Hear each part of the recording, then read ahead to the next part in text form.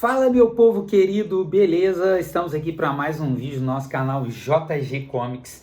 E eu tenho lembrado muito que o nosso canal começou com o nome de Viagem Pop, que foi até a ideia do Gustavo, do Murphy, beleza? Então, de vez em quando eu tenho trocado o nome. Não troquei aqui, não tenho trocado ao vivo, mas às vezes é como a gente tem um grupo lá com nós dois falando a respeito, o nome do grupo é Viagem Pop, então às vezes pode sair. Eu fiz um vídeo no meu canal Juliano Tagliati, deixo lá, nesse vídeo eu faço uma indicação desse quadrinho que eu vou falar para vocês, que é um quadrinho bibliográfico que conta a história do Bob Fischer. E ao mesmo tempo que conta a história do Bob Fischer, no começo desse quadrinho, ele começa falando como cada peça se movimenta, como o xadrez é, e como o xadrez era visto nos Estados Unidos, e ao mesmo tempo conta uma história dos Estados Unidos e do mundo.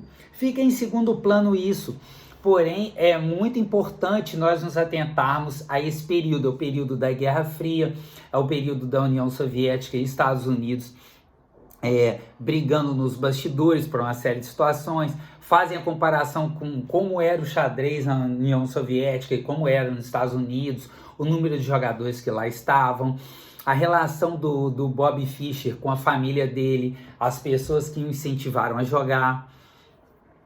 Conta bastante, mostra bastante da mãe dele, inclusive no final do quadrinho, eu vou mostrar aqui para vocês, tem uma leve biografia de cada personagem, né, que passa no livro.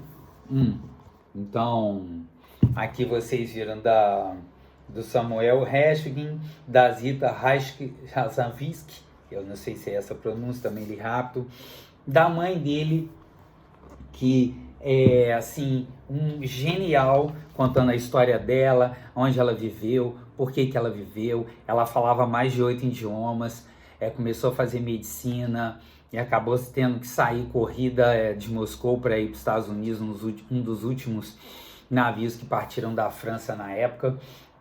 E cara, o esposo dela também era PhD, um alemão também, mas dele nada é dito, apenas aqui nessa mini biografia sobre ela, né? E aí, como é que eu vou começar aqui com vocês? O Bob Fischer era um menino muito inquieto, que não ligava muito para a escola e tudo, e um dia foi apresentado a ele o xadrez, tá? Então olha que capa bonita, contra a capa, né? Porque a capa é essa, você abre o quadrinho, e aí você vai vendo como é bem feito. Deixa eu colocar aqui assim, para vocês irem vendo. E todo o quadrinho inteiro, ele é em quadradinhos, assim, como se fosse um tabuleiro de xadrez. E para vocês começarem, por exemplo, aqui, para vocês entenderem, logo na abertura aqui, ó, começa com o jogo deles, né? Um quadrinho no jogo do século lá em 72. E aí os quadrinhos vêm, 64 casas no tabuleiro de xadrez, cada jogador tem 16 peças, 8 peões, 2 torres. O quadrinho começa assim, você fala, cara, vai ficar nisso o tempo inteiro? Eu quero saber um pouco mais sobre Bob Fischer. Só que a ideia do quadrinho é também te apresentar pelo menos o básico do xadrez. Aqui mostra a mãe dele, olha que arte maravilhosa, cara. Esse quadrinho aqui, ó, que é do meu xará, Julian Valois e Wagner William. A arte, a escrita é de tudo muito bom gosto, retratando bem a época dos carros e tudo, como a mãe dele passou muita dificuldade na crise, ela teve que fazer várias profissões e para poder sustentar o Bob e a irmã dele.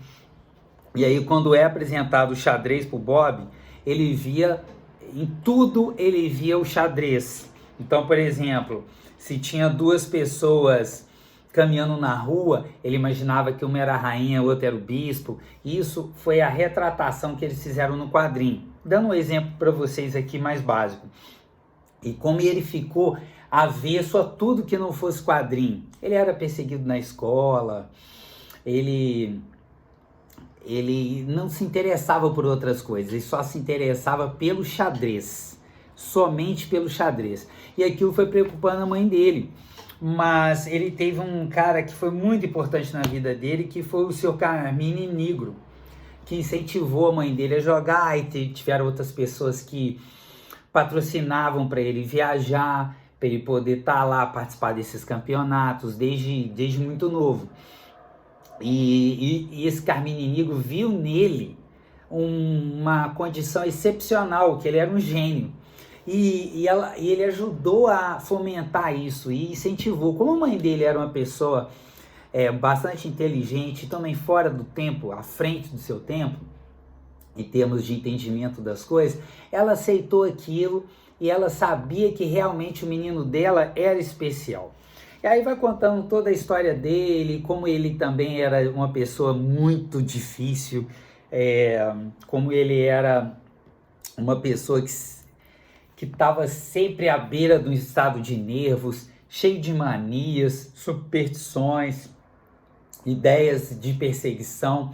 E conta a história dele até o começo da vida, até o fim da vida dele, onde ele dá uma entrevista desastrosa, falando que ele gostou dos ataques à Torre Gêmeas e tal. Então, assim, para muitos vai ser uma figura controversa, para muitos é o maior jogador de xadrez de todos os tempos.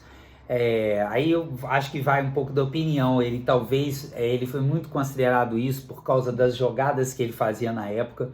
Ele lia muito, ele estudava muito xadrez e ele saía do tradicional do que foi. Então ele mudou o jogo. Ele foi uma das pessoas que mudaram o jogo, ajudou a mudar. Só que ele acabou tendo um fim de vida muito triste, muito complicado. Porém, é um quadrinho que eu recomendo demais. Bobby Fischer, Uma Vida em Preto e Branco. Tá? As artes são maravilhosas. Para encerrar aqui, Bobby Fischer é o melhor jogador do mundo, disse Kasparov. Verdadeiro prodígio que cresceu em um ambiente modesto no Brooklyn, aos 14 anos de idade, Bobby Fischer se tornou o mais jovem campeão de xadrez dos Estados Unidos, até conquistar seu título de campeão mundial em 72, quando em plena Guerra Fria derrotou o russo Boris Spassky e pôs fim à supremacia soviética. Ele revolucionou sua arte. Aí foi o que eu falei, né? Porém, no dia seguinte a essa vitória espetacular, com menos de 30 anos e adulado pelo mundo inteiro, Bobby Fischer decide encerrar sua carreira e sucumbe à demência. Apesar de um dia ter sido carregado em triunfos pelos americanos, ele iniciou uma vida errante que o levou ao exílio. Essa graphic novel refaz os passos que criaram um destino caótico e fascinante de um gênio sagrado, o rei de xadrez, antes de enlouquecer. Então aqui mostra que ele enlouquece, mas você lendo o quadrinho meio que é uma mistura de enlouquecer com ser uma pessoa com pensamentos bem peculiares, sabe? Então, realmente é uma triste história. Se fosse uma dança, uma música poderia ser o tango, mas o legal também é o legado que ele nos deixou de revolucionar e de ajudar a popularizar o xadrez no mundo ocidental. Valeu, Bob. Gente, mais do que indico. Beijos, valeu.